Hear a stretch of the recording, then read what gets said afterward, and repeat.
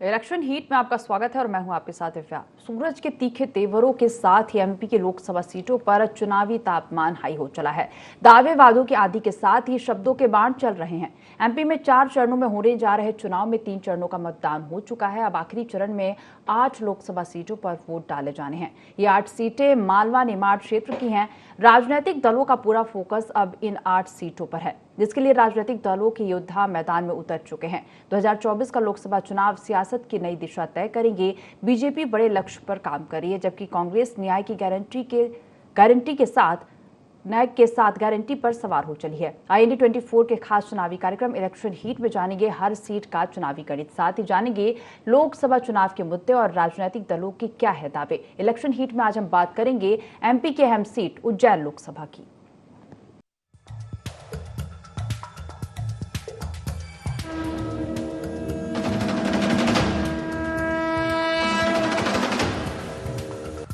Ujjain Lok Sabha seat की बात करें तो प्रदेश के मुख्यमंत्री डॉक्टर मोहन यादव का ये होम ग्राउंड है। भगवान महाकाल की नगरी के रूप में उज्जैन देश और दुनिया में विख्यात है। उज्जैन शिप्रा नदी के तट पर बसा हुआ है। मध्य प्रदेश की धर्मधानी उज्जैन लोकसभा क्षेत्र भाजपा का गढ़ माना जाता है। उज्जैन का पिछला रिकॉर्ड अगर देखें तो 17 लोकसभा चुनाव में 12 में भाजपा या इसके मात्र संगठन के प्रत्याशियों को जीत मिली। इस लोकसभा सीट का गठन 1952 में हुआ था। उज्जैन लोकसभा सीट से एक बार फिर बीजेपी के अनिल फिरोजिया मैदान में हैं। उनका मुकाबला कांग्रेस के महेश परमार से है। महेश परमार वर्तमान में कांग्रेस के विधायक भी हैं। उज्जैन लोकसभा सीट पर शुरुआती 3 चुनावों में कांग्रेस का कब्जा रहा। 1967 के आम चुनाव में भारतीय जनसंघ ने बाजी पलट दी। ये उज्जैन की राजनीति के लिए टर्निंग पॉइंट रहा। इसके बाद 1984 और 2009 में 2 मौके ऐसे आए जब कांग्रेस के उम्मीदवारों ने यहां से जीत हासिल की। बीजेपी के सत्यनारायण जटिया ने सर्वाधिक 7 बार यहां से जीत हासिल कर इतिहास रचा। उज्जैन लोकसभा सीट भाजपा का गढ़ मानी जाती है। पिछले 17 लोकसभा चुनाव में भाजपा ने 12 चुनाव जीते। 1967 का लोकसभा चुनाव भारतीय जनसंघ के उम्मीदवार ने जीता। 1984 का चुनाव कांग्रेस उम्मीदवार ने जीता। बीजेपी के सत्यनारायण जटिया ने सबसे अधिक बार चुनाव जीता। जटिया ने पहला चुनाव 1980 में जीता था। 1989, 1991, 1996, 1998, 1999, 2004 जटिया ने लगातार यहां से जीत हासिल की। 2009 के चुनाव में सत्यनारायण जटिया को हार का सामना करना पड़ा। कांग्रेस के प्रेमचंद्र गुड्डू ने सत्यनारायण जटिया को हराया। 2014 लोकसभा चुनाव में भाजपा के चिंतामणि मालवीय ने चुनाव जीता। 2019 के लोकसभा चुनाव में बीजेपी के अनिल फिरोजिया यहां से चुनाव जीते। बीजेपी ने एक बार फिर अनिल फिरोजिया को उम्मीदवार बनाया है। कांग्रेस ने वर्तमान विधायक महेश परमार को टिकट दिया। उज्जैन लोकसभा सीट पर मौसम की ही तरह चुनावी तापमान तेज हो चला है। उज्जैन की जनता क्या सोचती है इस चुनाव को लेकर, किस आधार पर वो करेगी वोट और क्या है इस क्षेत्र की बड़ी समस्याएं, जानेंगे उज्जैन की जागरूक जनता से। उज्जैन आलोट जो लोकसभा क्षेत्र है वो परंपरागत बीजेपी की सीट है, पर कांग्रेस ने जो इस बार प्रत्याशी दिया है महेश परमार, वो बहुत जुझारू प्रत्याशी है और लोगों के बीच में वो किसी भी परिस्थिति में हर लोगों के साथ खड़े रहते हैं। चाहे वो आप कोरोना काल देख लो या कोई सा भी देख लो, किसान की बात उठाना हो, युवाओं रोजगार की बात उठाना, आंगनवाड़ी कार्यकर्ताओं की बात उठाना, शिक्षकों की बात उठाना, हर वर्ग के साथ वो कंधे से कंधा मिला के खड़े रहते हैं और इसका उनको फायदा भी मिल रहा है और कहीं ना कहीं भाजपा इससे तनाव में है। देखिए, इस बार का जो लोकसभा चुनाव है वो वैसे ही काफ़ी इंटरेस्टिंग है और जिस प्रकार से देश में एक नरेंद्र मोदी जी का एक माहौल चल रहा है वो भी सबके सामने है और कांग्रेस भी अपने विषय को जनता के सामने रख रही है। युवा वर्ग के सामने बेरोजगारी एक बड़ा मुद्दा है जिसमें वो चाहती है कि सरकार उनको सपोर्ट करे। नए इन्वेंशंस के लिए उन्हें चाहिए कि मोटिवेशन मिले सरकार से।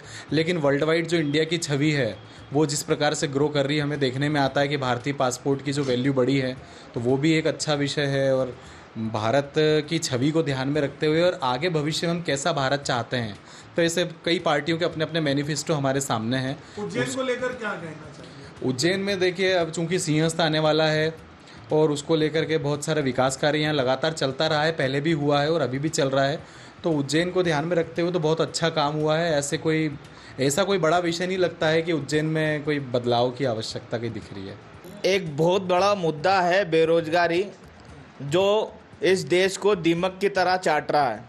यहाँ पर कई युवा रोजगार के लिए भटक रहे हैं, नौकरी के लिए भटक रहे हैं, कई पीएचडी होल्डर मजदूरी कर रहे हैं और कई लोगों को देश के बाहर मजदूरी करने जा रहा है, क्योंकि देश में अगर रोजगार होगा तो विदेश जाने की ज़रूरत नहीं होगी। तो ये एक बहुत बड़ा मुद्दा है। हालांकि अभी जो हाल फिलहाल में जो मोदी सरकार है उन्होंने कई बड़े बड़े काम किए हैं, लेकिन युवाओं के रोजगार की ओर भी सरकार को ध्यान देना पड़ेगा, नहीं तो कभी भी जनता पलट सकती है, क्योंकि आने वाला जो समय है वो रोजगार की आवश्यकता के लिए, नहीं तो कई युवा जो है वो आत्महत्या करने पर मजबूर हो गए हैं। उज्जैन को लेकर क्या कहना चाहेंगे? उज्जैन में बहुत विकास हुआ है, भरपल्ले विकास हुआ है, हम मानते हैं, क्योंकि महाकाल लोक जब से बना है उसमें छोटा वर्ग हो या बड़ा वर्ग हो, व्यापारी हो, होटल संचालक हो, ऑटो वाला हो या फूल माली वाला हो, हर किसी को रोजगार मिला है। लेकिन जब पढ़ा लिखा युवा अगर भटकता है तो कहीं ना कहीं रोजगार की दरकार बढ़ती है। तो ये जो अब जो आने वाली सरकार है दोबारा से उसे देखना होगा कि युवा दर दर ना भटके, आत्महत्या पर मजबूर ना हो, इसलिए युवाओं को रोजगार देना बहुत ज़रूरी है। देखिए, इस समय उज्जैन की जो लोकसभा की सीट है वो हॉट सीट मानी जा रही है, क्योंकि इस सीट से की एक विधानसभा क्षेत्र से डॉक्टर मोहन यादव विधायक हैं और वो मध्य प्रदेश के मुख्यमंत्री हैं, इसलिए मुख्यमंत्री का गृह क्षेत्र होने के कारण ये प्रतिष्ठा की सीट बन गई है। और अभी वर्तमान में भारतीय जनता पार्टी ने अपने सांसद अनिल फिरोजिया के ऊपर भरोसा जताते हुए उनको पुनः उम्मीदवार बनाया है, और कांग्रेस ने भी जो उनके विधायक है तराना क्षेत्र से, जो पूर्व में महापौर का भी चुनाव बड़ी मजबूती से लड़ चुके हैं, महेश परमार को अपना उम्मीदवार बनाया है। इसलिए सीट रोचक भी हो गई है, और ये अनुसूचित वर्ग के लिए आरक्षित सीट है, तो अनुसूचित वर्ग की अपनी जो आंतरिक राजनीति है उसके हिसाब से भी इस सीट में रोचकता आ गई है। और क्योंकि जो महेश परमार कांग्रेस के उम्मीदवार हैं वो भलाई समाज से आते हैं, जिसकी इस क्षेत्र में बहुलता है, और भारतीय जनता पार्टी के उम्मीदवार खटीक हैं, जिनके मतदाताओं की संख्या कम है, उस दृष्टिकोण से भी ये सीट चर्चा में है। और कांग्रेस जहाँ अपने उम्मीदवार की मजबूती से, अपने उनके पराक्रम से और उनकी मेहनत से चुनाव लड़ रहे हैं, उनकी जातिगत समीकरण चुनाव लड़ रही है कांग्रेस, और वही भारतीय जनता पार्टी मोदी जी के चेहरे पर, मोदी जी की गारंटी पर और मध्य प्रदेश सरकार ने जो काम किए हैं और मोहन यादव जी का जो चेहरा है उसके ऊपर चुनाव लड़ रही है। उज्जैन लोकसभा सीट बीजेपी के प्रभुत्व वाली सीट है। धार्मिक नगरी होने के चलते यहाँ धर्म और अध्यात्म का बड़ा असर है।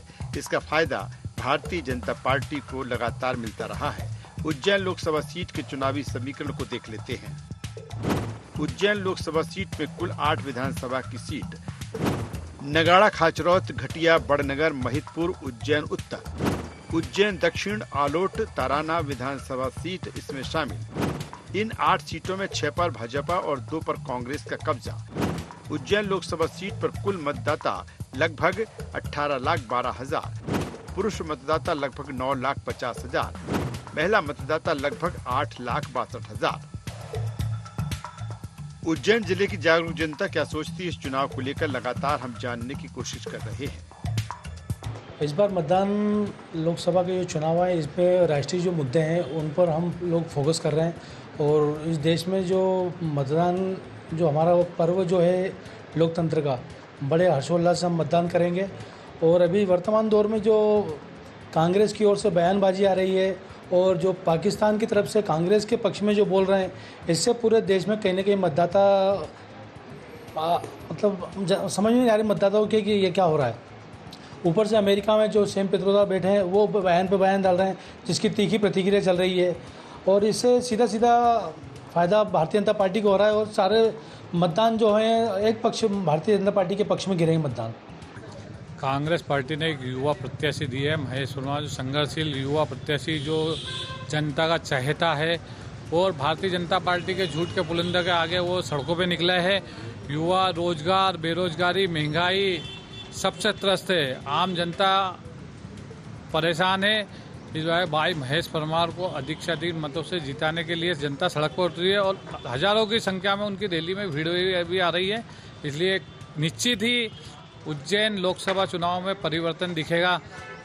अनिल फिरोजिया जी की निष्क्रियता के कारण आज सड़कों पे जो युवा कांग्रेस के लोग निकले पड़े हैं, इससे निश्चित ही कांग्रेस में परिवर्तन की लहर है। सर देखा जाए तो वैसे तो बहुत अच्छा माहौल है। यहाँ पे दोनों प्रत्याशी कड़ी टक्कर दे रहे हैं एक दूसरे को। महेश परमार जी भी कांग्रेस से हैं और अनिल फिरोजिया जी पुराने हैं ही सही, तो भाजपा की तरफ से अनिल फिरोजिया जी हैं। लेकिन रुझान ज़्यादातर जो देखा जाए आम पब्लिक का, जनता का समर्थन अनिल फिरोजिया जी को ज़्यादा है, जहाँ तक मेरी उम्मीद है। तो उम्मीद यही करते हैं कि बीजेपी की गवर्नमेंट ही आएगी। और जैसे कि भाजपा का शासनकाल देखा जाए तो अच्छा का शासनकाल रहा है, तो आगे भी हम ये उम्मीद करते हैं कि जो जो जनता की अपेक्षाएं हैं, उन्होंने जैसे 24 गारंटियाँ और 298 वादे जो किए हैं वो तो पूरे होंगे ही, जैसी कि उम्मीद है हमेशा पूरे होते आए हैं। देखिए, उज्जैन आलोट जो लोकसभा सीट है ये 8 विधानसभाओं को मिलकर पूर्ण होती है और रतलाम की जो आलोट विधानसभा है वो उज्जैन में लोकसभा में शामिल है। यहाँ पर अगर हम राजनीतिक समीकरण देखें तो हालांकि ये भारतीय जनता पार्टी की परंपरागत सीट मानी जाती है कि उनकी संघ का गढ़ भी है और भारतीय जनता पार्टी का यहाँ पर इस लोकसभा सीट पर अच्छा वर्चस्व है और पिछले कई चुनावों से यहाँ पर भारतीय जनता पार्टी के सांसद रहे हैं। 1 या 2-3 चांस ऐसे कुछ रहे होंगे जब कांग्रेस का प्रत्याशी यहाँ पर भारतीय जनता पार्टी की एंटी इनकम्बेंसी के चलते यहाँ पर जीता है। प्रेमचंद गुड्डू जी यहाँ पर चुनाव जीते थे, सत्यनारायण पवार यहाँ पर चुनाव जीते हैं कांग्रेस की तरफ से। और इसके पहले अगर हम देखें या वर्तमान में देखें तो लगातार भारतीय जनता पार्टी के यहाँ पर प्रत्याशी सांसद के रूप में यहाँ पर चुने गए हैं। इस बार की हम बात करें तो इस बार कांग्रेस की तरफ से तराना विधानसभा से कांग्रेस के जो विधायक हैं महेश परमार, उनको यहाँ पर लोकसभा सीट पर प्रत्याशी बनाया है और भारतीय जनता पार्टी ने एक बार फिर अपने प्रत्याशी जो अनिल फिरोजिया हैं उनको यहाँ पर मैदान में उतारा है।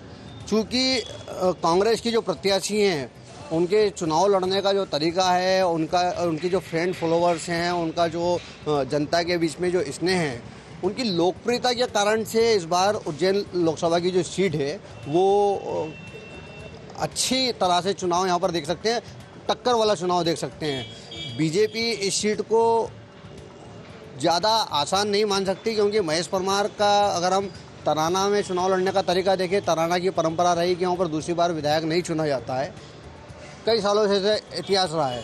लेकिन इस बार महेश परमार ने दूसरी बार वहाँ पर चुनाव जीतकर उस परंपरा को भी ख़त्म किया है और महापौर के चुनाव भी जब वो लड़े थे तो जो उज्जैन की महापौर की परंपरा सीट बीजेपी की रही है वहाँ पर महेश परमार ने अच्छी टक्कर दी और महज 600 वोट से बीजेपी के प्रत्याशी की जीत हुई है। और कांग्रेस उसमें धांधली के भी आरोप लगाती रही है कि कहीं ना कहीं धांधली। अभी अच्छी फाइट है, दोनों प्रत्याशियों में टक्कर है और अच्छा मुकाबला यहाँ पर कांग्रेस और बीजेपी के बीच में देखने को मिलेगा। भाजपा और संघ का गढ़ माना जाता है उज्जैन लोकसभा सीट को। कुछ चुनाव को यहाँ छोड़ दिया जाए तो अधिकतर भाजपा ने यहाँ अपना परचम लहराया है।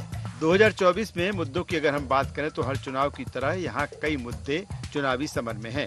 यहाँ की जनता अलग अलग मुद्दों की बात कर रही है। महाकाल की नगरी होने के चलते यहाँ देश विदेश से पर्यटक बड़ी संख्या में आते हैं, जिनके लिए सुगम और बेहतर वातावरण के साथ बेहतर ट्रैफिक व्यवस्था और पार्किंग भी बड़ा विषय रहा है। नजर डालते हैं कुछ खास मुद्दों पर। उज्जैन में शिप्रा नदी को साफ और स्वच्छ बनाने का बड़ा मुद्दा, शहर में पार्किंग और जन सुविधाएं बढ़ाने का मुद्दा, सुव्यवस्थित यातायात की मांग लंबे समय से, बढ़ती महंगाई बेरोजगारी बड़ा मुद्दा, स्थानीय मुद्दों के साथ ही राष्ट्र के मुद्दे, राष्ट्रवाद सनातन सहित देश के अन्य मुद्दे इस चुनाव में हावी। इलेक्शन हीट में अब बात होगी जिम्मेदारों से या कहें मैदान में डटे योद्धाओं से कि आखिर किस विजन के साथ वो मैदान में हैं। उज्जैन आलोट लोकसभा सीट जो कि 8 विधानसभा सीटों को लेकर बनी हुई है, तो उज्जैन जो आलोट सीट काफी महत्वपूर्ण मानी गई है। वर्तमान सांसद अनिल फिरोजिया को टिकट दिया गया है और इन्हीं के सामने महेश परमार जो कि वर्तमान विधायक है तराना से, उनको टिकट कांग्रेस द्वारा दिया गया है। 1 इंच भी सड़क नहीं बनाई, एक भी विकास नहीं करा। उसके बाद विधायक चुना गया। 18 महीने कांग्रेस की सरकार रही, कमलनाथ का नाक का बाल रहा, पर विकास कुछ भी नहीं करा, जीरो। खुद का विकास करा और क्षेत्र में कभी ध्यान नहीं दिया। झूठ बोलो, जोर से बोलो और बार बार बोलो। और उनसे पूछा जाए कि कसम बहुत खाते हो, तो कसम देके ही बोला जाए कि भैया तुम सच कब बोले थे, ये तो बता दो कि सच किस समय बोले थे। ये सामने राजा केडी गई है जो 2 लेन रोड दिख रही है, मैं आपको बताना चाहता हूं, मैंने लोकसभा में इस सड़क के लिए काफी बार मुद्दा उठाया और अभी हमारे यशस्वी मुख्यमंत्री आदरणीय मोहन यादव के सामने भी मैंने मांग रखी थी उज्जैन में कि ये सड़क हमको 4 लेन चाहिए, क्योंकि इस सड़क पे दुर्घटनाएं बहुत होती हैं। इसको भारतमाला से जुड़ा के उज्जैन, नागदा, उनेल, उज्जैन, इंदौर और सीधे पीतमपुर तक जोड़ने का काम है। हमारे मुख्यमंत्री आदरणीय मोहन यादव ने मध्य प्रदेश कैबिनेट की बैठक में इसको स्वीकृति दे दी है। भाई और बहनों, लगभग 5,000 करोड़ की यह सड़क 4 लेन बनने जा रही है,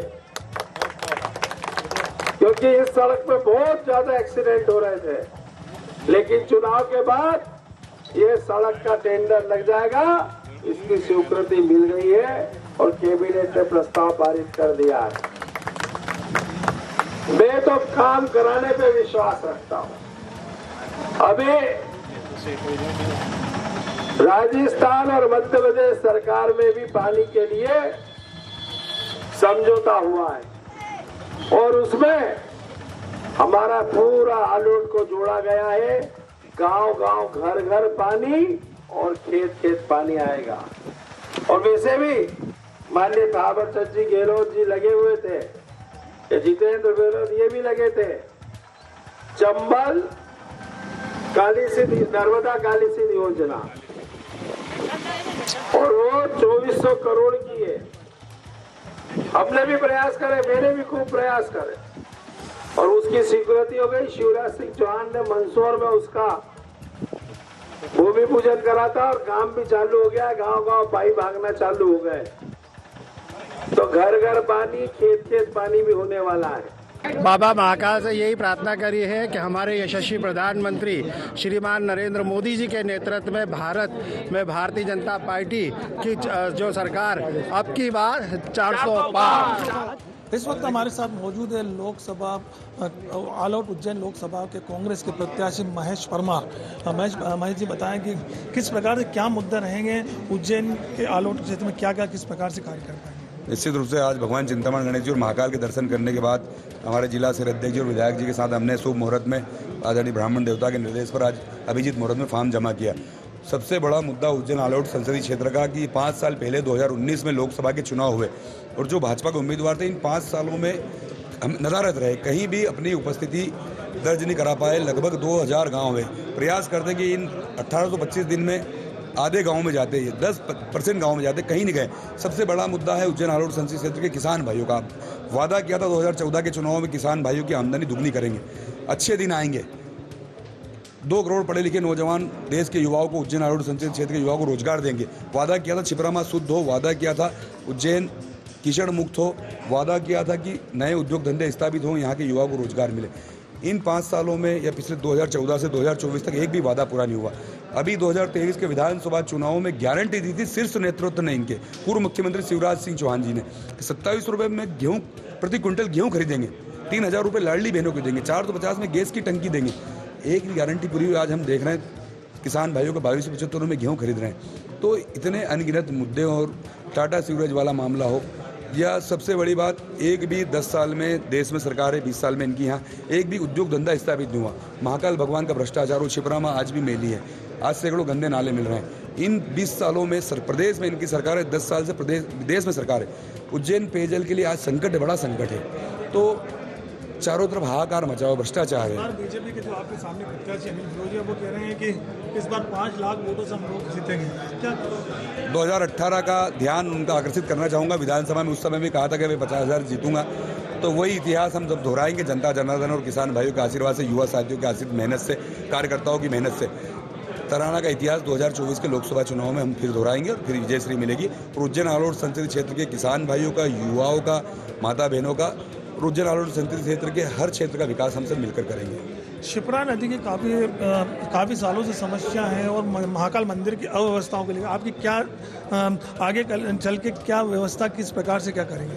निश्चित रूप से भगवान महाकाल के आशीर्वाद से जन चौपाल लगाकर जनता जनार्दन के सहयोग मार्गदर्शन में उनके सहयोग, उनके सुझावों से आज हम बिल्कुल, आपने सत्य कहा कि महालोक जैसा महाकाल लोक सब घोटाला आपने देखा कि कलंकित होना पड़ा है। शिप्रा माँ, हम जब भी कोई अमावस्या का स्नान हो या अन्य कोई हमारी जो 1100 पूर्णिमा हो जो स्नान, तो आज शिप्रा माँ में सैकड़ों गंदे नाले मिल रहे हैं।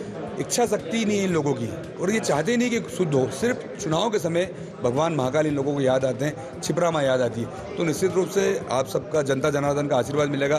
तो सबसे पहली प्राथमिकता छिपरा माँ को शुद्ध करना, गंदे नाले इसमें नहीं हो, छिपरा माँ प्रवाहमान हो।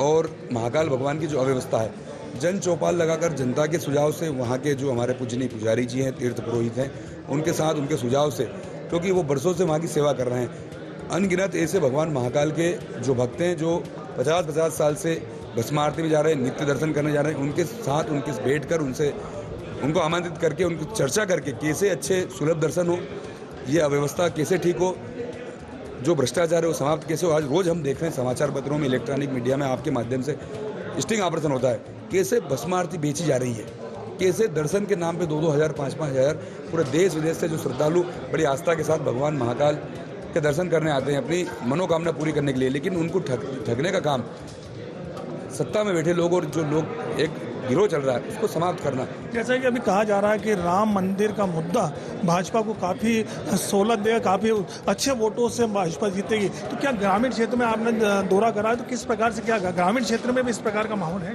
निश्चित रूप से सुप्रीम कोर्ट के निर्देश पर भगवान राम जी के मंदिर का निर्माण हुआ। मैं और हम सब साथी, हम सब में हर्ष है और हमारी ईश्वर की प्रभु रामलला का मंदिर बना, हम सब सनातन वासियों और हर देशवासियों की सपना है।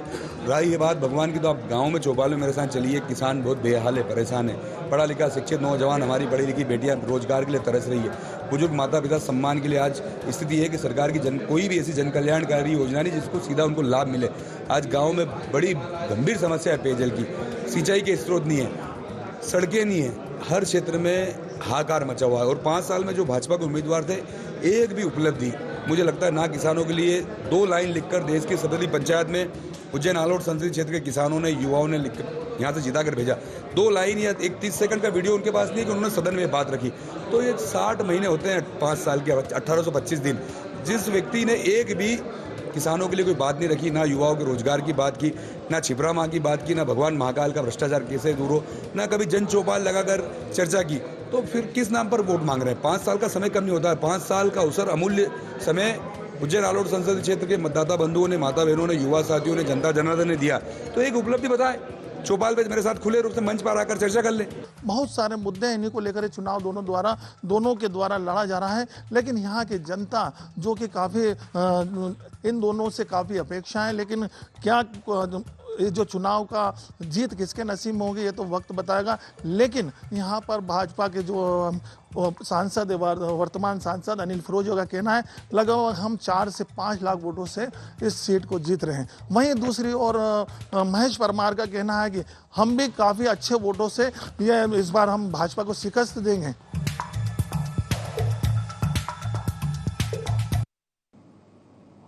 उज्जैन लोकसभा क्षेत्र की जनता किसे अपना आशीर्वाद देती है ये तो 4 जून को जब परिणाम आएंगे तभी सामने आएगा। लेकिन यहाँ मुकाबले रोचक और दिलचस्प होने वाला है। बीजेपी एक बार फिर अपने गढ़ को बचाने में कामयाब होती है या फिर कांग्रेस यहाँ बीजेपी के किले को भेद पाती है, देखना दिलचस्प होगा इलेक्शन हीट में। बस इतना ही, फिर मिलेंगे इसी कार्यक्रम में एक नई लोकसभा सीट के चुनावी गणित के साथ। नमस्कार।